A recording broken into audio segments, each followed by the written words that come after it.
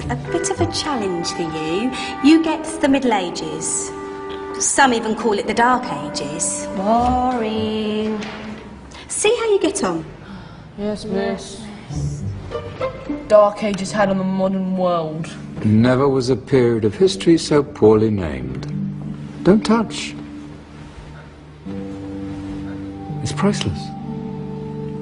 And I suppose someone's been filling your head with the usual nonsense, eh? 1,000 wasted years.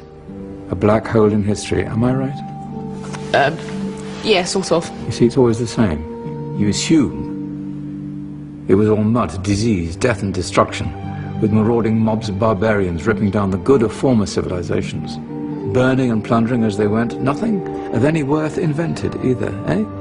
Oh, no. Go on, be off with you. Sorry to bother you. Come on, it's probably not worth it. Everyone knows that the Greeks and Romans invented everything anyway. Oh, did they now? And you're sure about that, are you? You know, I might just have something for you. You seem to be up for the task.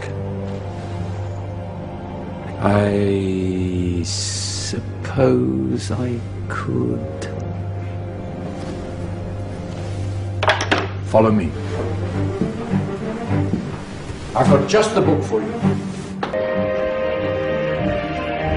Where are we going? I don't know. Ask him. Excuse me, where are we going? From darkness into light, my young friend. From ocean onto land, there are things you should know. Oh, yes, indeed. Yes, indeed.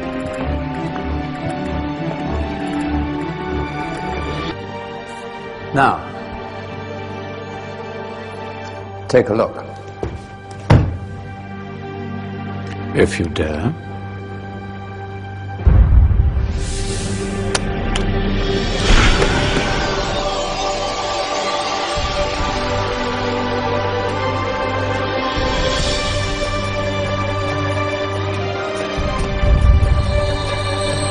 What's going on? Welcome to the Dark Ages, or as it should be known, the Golden Ages. Who are you? I am Al-Jazari, engineer and ingenious inventor. I thought you said this was the Dark Ages. It doesn't look very dark. That's because it's all a matter of perspective, my soon-to-be illuminated friend. Of course, there are parts of the world that weren't dark at all, but in a civilization that stretched from Spain to China, the golden rays of discovery and invention shone over everything.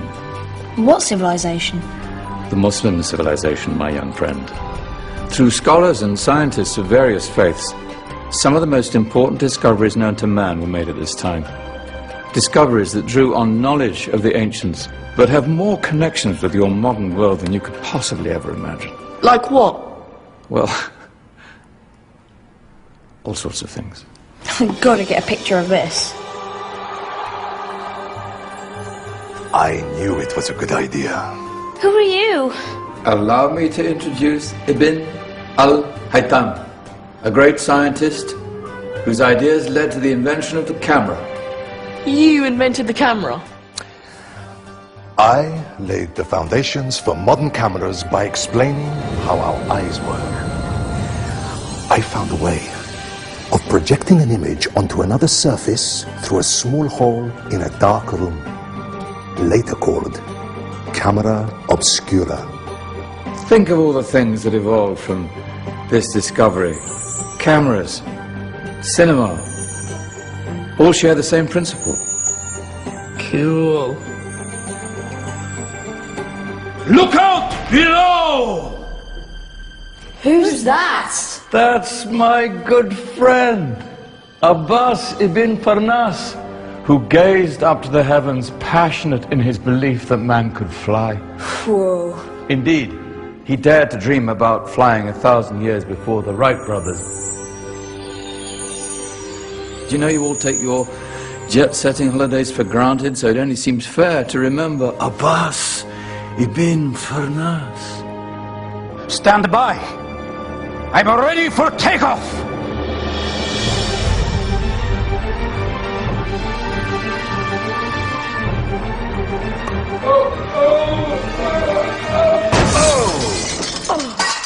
You did forget one thing, though. A tail, useful for landing. Ah, my back. Is there a doctor in the house? Did someone call? Ah, my old friend, why don't you introduce yourself to my young guests? I am Abul Qasim al-Zahrawi. Many call me the father of surgery. Did you actually do surgery back then? Of course we did.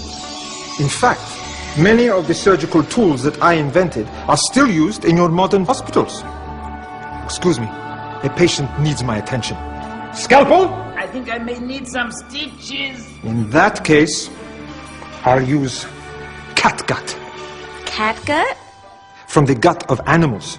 Perfect for stitching up internal wounds. Your surgeons are still using it today. Sorry, mustache.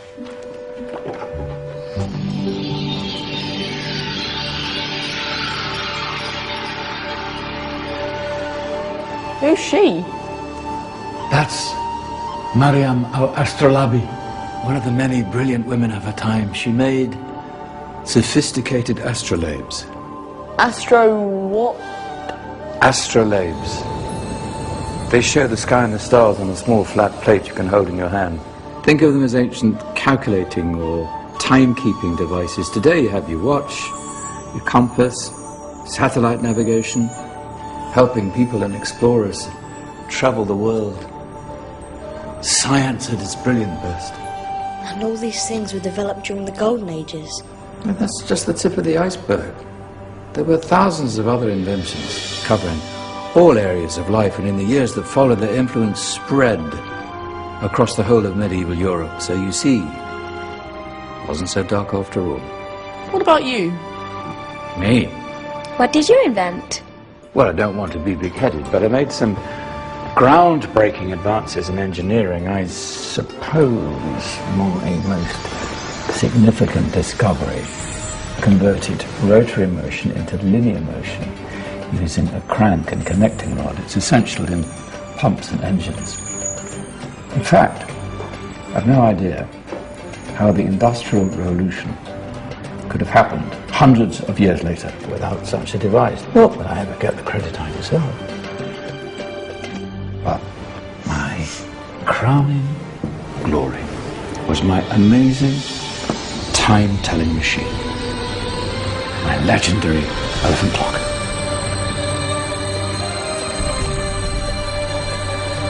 It's a clock. Yes. Dozens of components collected from different cultures around the world. Indian, Greek, Arabian, Egyptian, Chinese. Wow. A United Nations clock. That is pretty cool. Does it actually tell the time? Wow, yes, of course. If it wasn't for me, thousands of people would be late for everything. Speaking of time, we better get you back. And remember, spread the word. This was a golden age, and I've only shown you a tiny part of this wondrous time. There are countless other scientists and inventions directly connected to your modern world. You're just going to have to find out for yourselves. No, wait.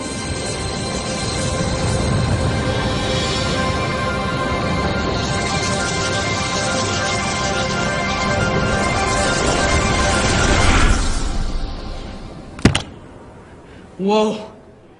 Did you? Yeah. That wasn't quite so boring. Come on, we're gonna be late.